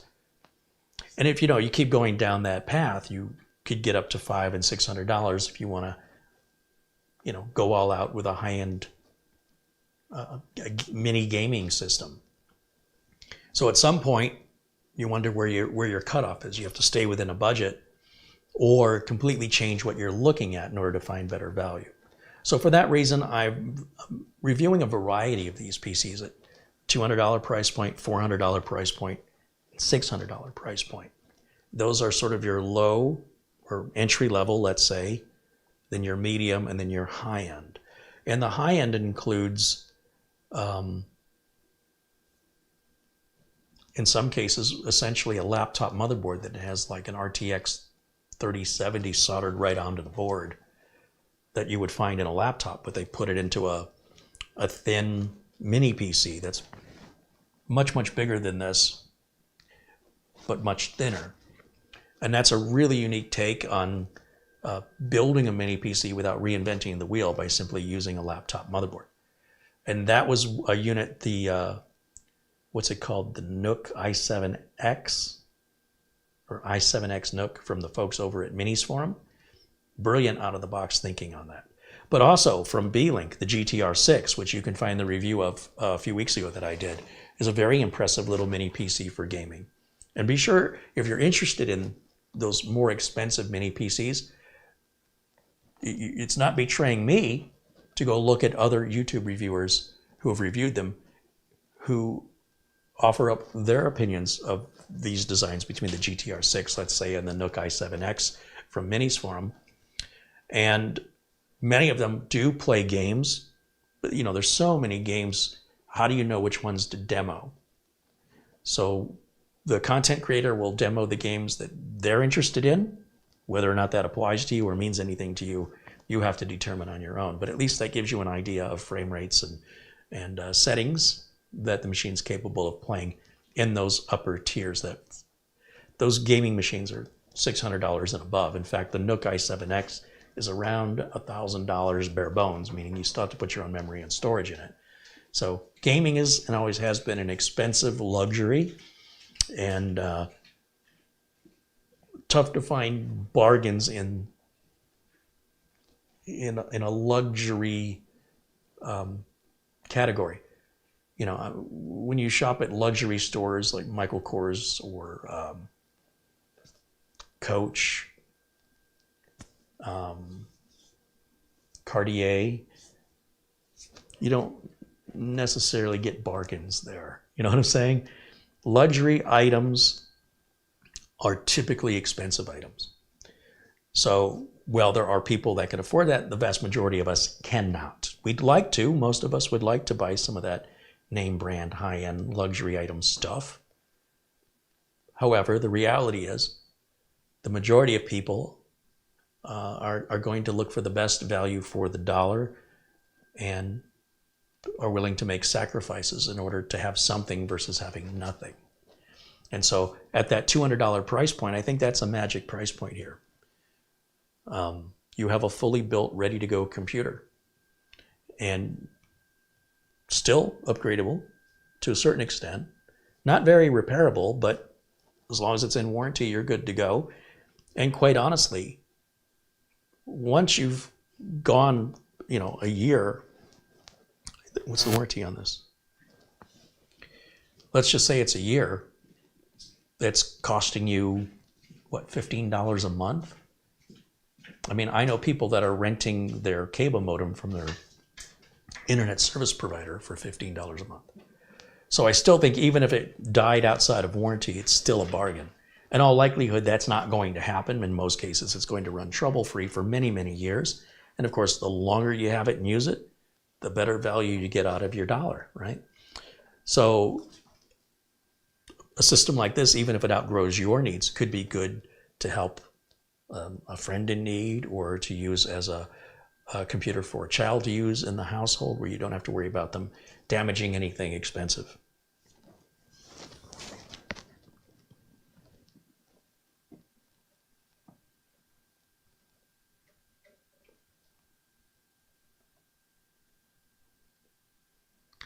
John Williams wants to know, since Secure Boot is not enabled, does that mean Microsoft is relaxing the hardware requirements for Windows 11? No, so that Secure Boot's different in that it's requiring a key. That's more of an enterprise Secure Boot option versus just the simple Secure Boot enabled, disabled you get on regular motherboards. And I don't know enough about it other than to say right now Microsoft's not enforcing hardware requirements on Windows 11. You can currently install Windows 11 on non-compatible hardware. However, that is supposed to change here in the near future. So we'll have to see what this does when Microsoft puts that policy in place. So if anything is not compatible with Windows 11, we'll know then. But at this point, Beelink's a reputable manufacturer. They know what the requirements are for Windows 11, and I'm sure they're meeting them, or they wouldn't have put Windows 11 on it. I would be shocked if the Secure Boot that they have in here is what we're talking about with Secure Boot on the Windows 11 side of things. But I won't know until that day comes. And Microsoft's holding all the cards, and they're playing their cards close to their vest. They're not giving us any heads up as to when they intend to flip that switch and just say, okay, if you're not compatible now, it's not going to get you any more updates. It's not going to let you install if you wanted to reinstall. We'll wait and see.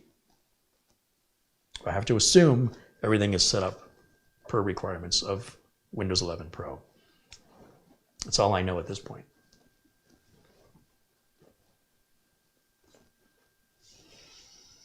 Mike Podekowicz says he just bought a gigabyte 3070 GPU. He wants to know if he should install the drivers from Gigabyte or NVIDIA. I would download the drivers from NVIDIA. The only reason you'd want the drivers from the manufacturer is if the card has any special features like RGB and things like that you want to control. Other than that, I just go to NVIDIA and only get my drivers from NVIDIA. Same is true with my EVGA graphics cards. I go to NVIDIA for those drivers. I get the studio ready driver. I don't want the game ready driver because the studio driver is not quite as edgy on performance in order to boost reliabilities to prevent a crash. I don't need that happening during a live broadcast. But do know there are two different drivers from NVIDIA, the game ready and the studio. The studio drivers are not updated nearly as often, and they put reliability over performance. The game ready drivers put performance over reliability. You know, you're in the middle of a game and it crashes, oh well, you know, at least you got 250 frames per second. Seems to be the logic there. And of course, you would have to make some adjustments to figure out if a game continues to crash. You might want to roll back to a previous version of a driver or an update to the game, or make some settings changes in the game or the driver, depending on the game, which is what the GeForce Experience is for, optimizing the card for each specific game. None of which I would use, right? I need the reliability. I need it to be solid. So studio driver for me.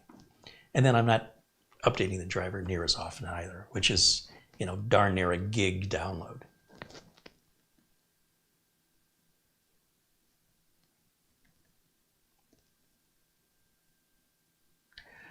Do I know of any tools to get rid of bloatware in Windows 11? I'm not aware of necessarily much in the way of bloatware if you're installing Windows 11 from a regular Windows 11 installation media. When it comes to configuring Windows 11 or Windows 10, I always go into the control panel under apps, and I just look through the list of apps and uninstall anything I don't want, like the Microsoft, the Groove music player, the media player, the mixed reality portal, that all comes off. The Xbox stuff, there's 3 or 4 Xbox items, but 2 can be uninstalled. If there are shortcuts to like Spotify or eBay, you can simply right-click on the shortcut and choose uninstall. Sometimes those items like Spotify and eBay don't appear in the apps list. So if there's Candy Crush or other of those little icons in your start menu, just use your right mouse button to change it to uninstall. There's not more than, I'd say, 7 or 8 bloatware items, and they're not really bloatware. They're not really bloating the machine. What would bloat the machine would be like a pre-built that's got some arrangement with McAfee or Symantec, and they're preloading this internet security software, which can be quite resource intensive and actually weigh the machine down, and hence the term bloated. The stuff that Microsoft's including is all, it doesn't really make any difference in performance. I'll take Skype off, for example. There's a Microsoft Office shortcut to get you to try and sell you Microsoft Office. I remove that as well. But it's not really saving any resources. It's not speeding up the computer. So there wouldn't be any reason for that software to exist, to remove bloatware, when it's not really the definition of bloatware, and what I would want to remove somebody else might want to keep. But they do have bloat removers for pre-builds from HP and Dell specifically. And a quick Google search should reveal those. Crap, what was it called? I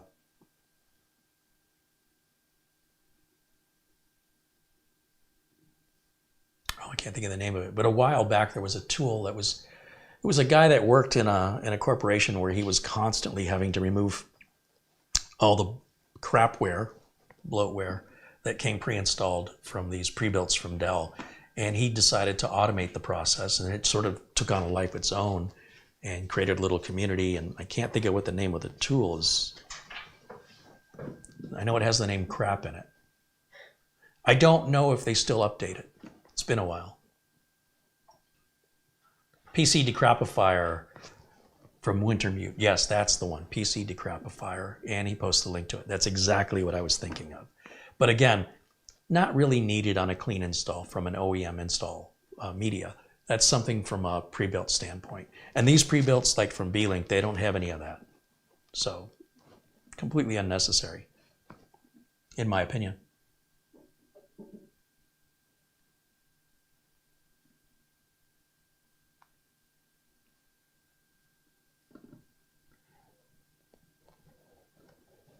Okay, do you guys have any questions for me? I think we're going to wrap up today's video. I don't know that there's much more to explore here. It's pretty much what you see is what you get. Pretty straightforward and honest, pretty transparent on Beelink's behalf, in my opinion, of the description of the item. I don't think they're over-promising and under-delivering. I think they're being very honest with what you're getting, and I think it's a good value. This is going to resolve the needs of the vast majority of computer owners out there. And for the enthusiasts, nothing's going to be better than building something yourself, but obviously one component will cost you north of what this whole computer costs, and that's pretty common on the enthusiast plane. But the vast majority, way vast majority of computer owners are not enthusiasts.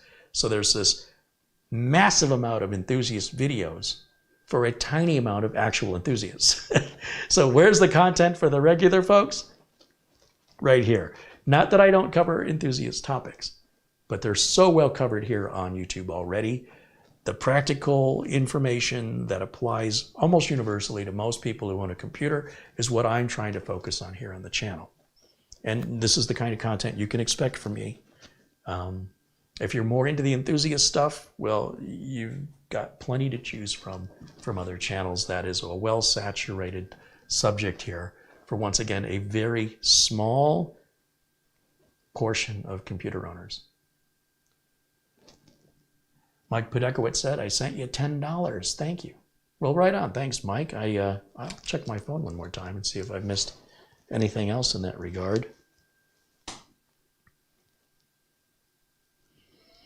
Oh, thank you to Kelly Stewart, who sends a $50 Amazon gift card.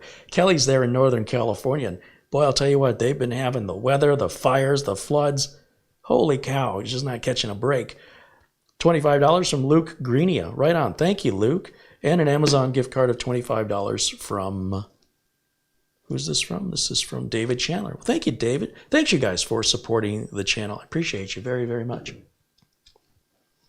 And that enables me to go buy some more tech stuff on Amazon so I have more content for future videos. Can't do this without your help. Well, I can't do it as much without your help, so it's very much appreciated. I guess I can go full screen back on camera one. Been a while like that.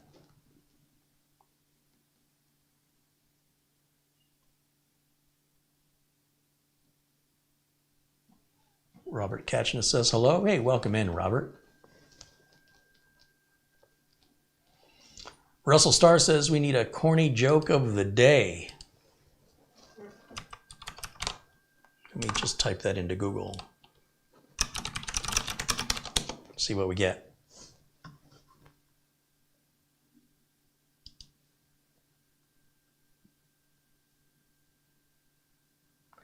Time flies like an arrow.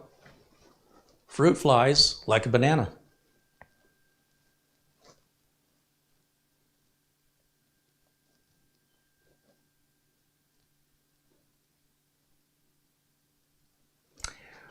Rest in peace, boiling water. You will be missed.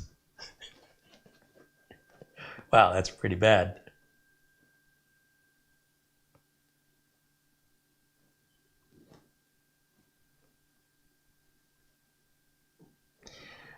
Mom said I should do lunges to stay in shape. That would be a big step forward. That's terrible.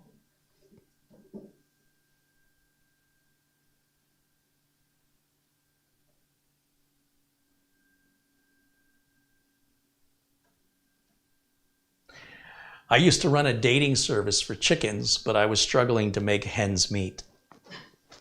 All right, stop while I'm ahead. That would have been 20 minutes ago. Gary Carbon with $4.99 contributed in Super Chat says, hello, Carey in chat. Will this mini PC work for a content creator? Well, it depends what sort of content you're creating. I see a lot of people are buying PCs that don't necessarily need a PC. Because in general, if you're just a consumer, you just can use a tablet, you could use a phone, you just need a consuming device. But if you're a blogger, no problem. If you're an author of any kind, it's an ideal situation. If you're making videos, you could do it with this PC, but given its limited RAM and storage, it isn't going to be fast. You're going to have patience. It will do it, but it will take a while. This is not an ideal tool for photo or video editing unless it's very, very restricted and limited to what you're doing. So content creation, generally, you're going to want more of the higher end when we're talking about any sort of graphic-based content creation. In most cases, a PC starting at around $800 and above, depending on exactly what you're doing. A video card all by itself, used in rendering videos for content creation, can set you back $2,000 for just the card. So yes, it could be used for certain types of content creation, and it can be used for, well, any kind of content creation if you're patient enough, but not necessarily ideal for that. Now, if the reason you're a content creator is to generate revenue, then the tools that you're using should be an investment for you. You shouldn't be trying to find the cheapest thing. Like if you went to see a surgeon and found out that they were buying surgery tools, implements, razors from some questionable source, or they're reusing items, perhaps that should be thrown away after they've been used, I'm not quite sure that's a surgeon I want to go to. If I go to a mechanic and the mechanic has one wrench and a pair of pliers, and he's going to try and figure out how to do whatever job he needs to do with those two very limited tools, I'm going to take my car somewhere else.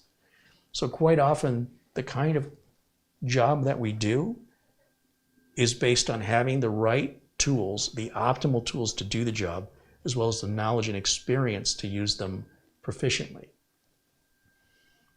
So yeah, that's a tough question to answer, because in some cases, yes, it's fine for content creation.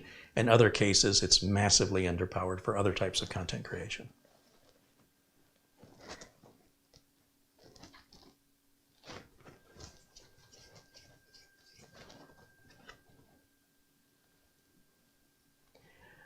Did we do the second giveaway for the Nook? There was no second.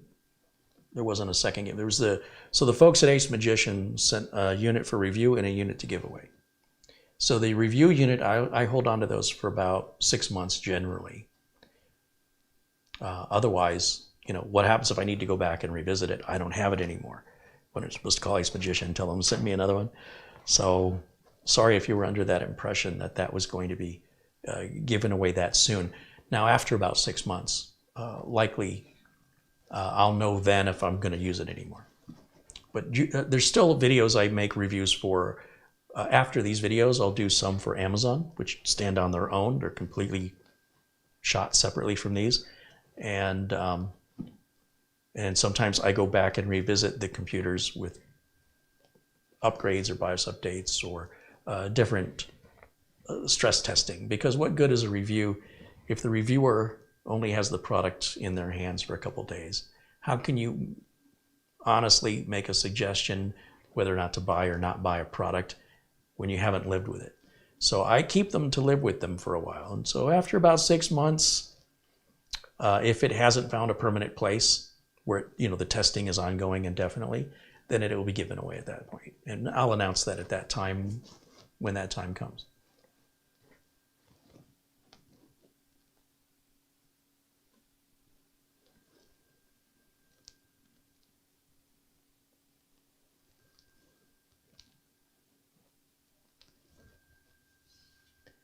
You guys have any other questions for me? I'll do my best to provide answers or point you in the direction of an answer if I don't know it. I want to make sure I've caught all the contributions. I'll thank you guys again who have contributed during today's live show. That's Gary Carbon and Mike Podekowitz, Marvin Jameson. Red Dragon, I missed that, contributed $5. Says hello, Carey from Oklahoma. Thank you again to James Rasso, very generous contribution. Martin Wolferts and Larry Wood, Jared Blackmore, Ferris and Bob R., as well as Planet Cryos. Xrod666 contributed $10. Said, hello, Carey. Hope things are going well. I've not been able to watch as things have been busy. Sorry, I missed that earlier. Thank you for supporting the channel. Of course, our good friend Peter Laycock, Alan Lindos, Rick Lakes, Keith Cahalan, and David Moore. I think I missed David Moore's contribution earlier. Thank you, David. Contributed $5 via Super Chat, as did James Prezi. $5 from James Prezi earlier. I missed it. Thank you, James, for supporting the channel. James says, I'll be working the Eagles concert tonight and will miss out, but here is $5 to support the channel. Love the content. Hey, free Eagles concert. Great way to save money on the ticket price. James H88 has become a member now for 9 months. Wow, since the beginning. Did I say James? It's Jason H88. He says, what do you do when you cross an elephant and a rhino? Elephino. There you go.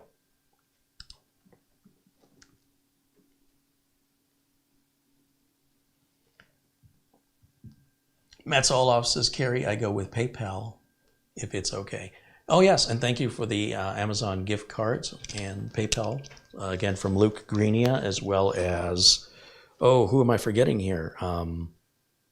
Kelly Stewart, of course, our good friend Kelly Stewart, and David Chandler, as well as, David Chandler with both PayPal and an Amazon gift card. Right on. And Ron Barnish.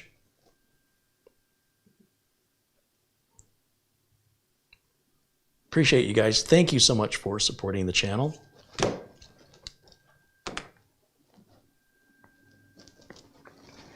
Carey, have I seen the Geekom Mini PC? No, just pretty much the Beelink offerings, Minis Forum offerings, and Ace Magician / Camrui offerings. Nobody at Geekom PC has reached out to me, but if you want to let them know that their products are available to be reviewed here, I certainly appreciate the shout out to them. I'm more than happy to review any manufacturer of Mini PC.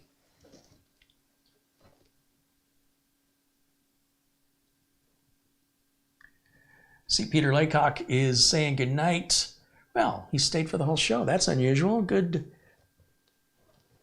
Glad to see that. Thanks, Peter. Thanks, Buster. All right, I think that's going to wrap it up for today's show. All the links for this Beelink sub $200 12th generation N95 Mini PC are in the video description below this video. If you buy direct from them, there is a coupon code that works at their site that might end up being cheaper than buying from Amazon. But with Amazon, of course, you have the Amazon customer service should you need it. So it might be worth it for you to potentially pay a few dollars more there so that you have that peace of mind that you can return it with ease. I don't know Beelink's process with regards to purchasing or returning, so I can't advise you the same way I can with Amazon where I have the experience. But I can tell you that they've been very responsive to me when I talk to them over at Beelink, and I find that their machines are very well built, in my opinion. They feel like they have good quality and good consistency, and I think they're a good value. At the end of the day, until you have one and use it yourself, it's about the only way you're going to know for sure. So just having that peace of mind that you could return it with Amazon without any concern is certainly something I would consider before buying direct from the manufacturer. Obviously, the manufacturer makes more money if they don't have to cut Amazon in on the sale. So they might offer you incentives like longer warranties or bigger discounts. And that's, at the end of the day, that's for you to decide. If I thought the company was fishy, I wouldn't even talk about them. I just don't have any experience with buying from them directly or trying to return anything to them, because I would just go to Amazon personally. But in any event, the link to their site, if you want to buy directly from them, along with a coupon code that's good until the end of June 2023, is in the video description, as well as the Amazon link. I am an Amazon affiliate, so any purchases made at Amazon, if you used my link to take you to Amazon, I make a small commission. I have no idea who you are. I can only see a list of what was sold and when, and how much commission I made off each item. I have no idea who purchased or where that person is located. Your price doesn't change, your shipping, nothing changes for you. It's a nice anonymous way to support the channel. And obviously bigger purchases at Amazon, somebody's buying a $1,000 laptop or something, makes a pretty decent commission. $200 computer, it might be a $2 commission for me. It's not much, but it does add up, and it's a great way to show support for the channel, as well as save yourself some money and have peace of mind that you're not rolling any dice on risk. That, for me, is the biggest deal. In the video notes, there's also the links for the previously mentioned Windows 10 and Windows 11 product keys, along with Office 2016, 2019, and 2021. Those are guaranteed. There's also a link to 30% off of RoboForm, the password manager that I use and I highly recommend. It's also an online form filler. It can save you a lot of time. And if you are looking at remote software for doing remote PC repair work, you definitely want to look at Instant House Call. I've had a relationship professionally with the folks at Instant House Call. Corey Fruitman, specifically the owner. I love the product. I use it a couple of times a week in my day job, which is, of course, servicing clients, and absolutely love it. You can download free versions of Instant House Call or a trial version of Instant House Call. You can download a trial version, or actually a free version of RoboForm. When I talk about Acronis, you can download a trial of Acronis. All of this stuff, you have great peace of mind that nobody's saying, give me your money and then I'll give you the product. They're so confident their product is a great value and you're gonna love it, that they have either trials or free versions of all the software I promote here. Even Windows itself and Office have trials. You can install Windows without a product key and run it indefinitely. You just can't make some customization changes until you activate it. Microsoft Office lets you run it in a full working mode without a product key for, I think, 15 days or a certain number of times you start it, and then after which it won't work anymore until you pay for it. So across the board, there are trials or free versions of any software I promote and stand behind, so that you always have peace of mind if you want to try out any of the software or hardware that I talk about here, that you're not risking anything. Should you have an event that is unexpected where you're not getting the customer service, reach out to me directly. I'm fairly confident none of you will ever have to do that, but this is primarily why. The companies know that if it gets to me and this becomes a problem, I'm not going to promote their product anymore, and they're going to lose out on a whole lot of sales. Just as I mentioned, I don't want to lose my customers. The folks that I work with as sponsors or that I promote, they don't want to lose their customers either, because that's a quick way to go out of business. So we're all incentivized to make sure that reasonable requests from customers are resolved. Not all customer requests are reasonable. However, if you feel that something needs to be made right and it's not being made right by a product that I endorse, please come to me directly. If you've hit a, what's the word I want? If you're in a checkmate situation, then's the time to call in the big guns, and I'll get it resolved one way or another. So I just want you to absolutely have peace of mind. That's the biggest issue. So the only thing holding you back is whether or not you're interested in the product. Nothing I can do about that. If the product's not appealing to you, well, maybe the next one will be. I try my best to provide a variety of content here on this channel, from hardware and software to upgrades, repairs, and builds. So hopefully in there's a little something for everyone on a regular basis, but maybe not everything to everyone all the time. I wish I could do that. That would be great. Thanks again for hanging out with me today. Thank you for all of your contributions, your support, and your kindness. Members Only Monday videos are at 1 o'clock. Those are for people that are paying members of the channel, and they're private videos that are never made public, for a little bit behind the scenes and private hangout with me. That will happen, of course, this Monday at 1 o'clock Phoenix time. Not sure what's going on next week yet, but hopefully I'm going to get Doug Betts from Live Windows Training with Doug Betts here, and he and I will talk shop for hopefully for one show next week. And then next Friday, I hope to have another mini PC here to review. And between now and then, I've got the processor to replace in the Train PC, and should have an update for you on that midweek. So thank you for watching. Enjoy the rest of your Friday. Have a safe, happy weekend. I'll see you all very, very soon. Thank you to Camera Girl for the close-ups. Welcome. And bye for now.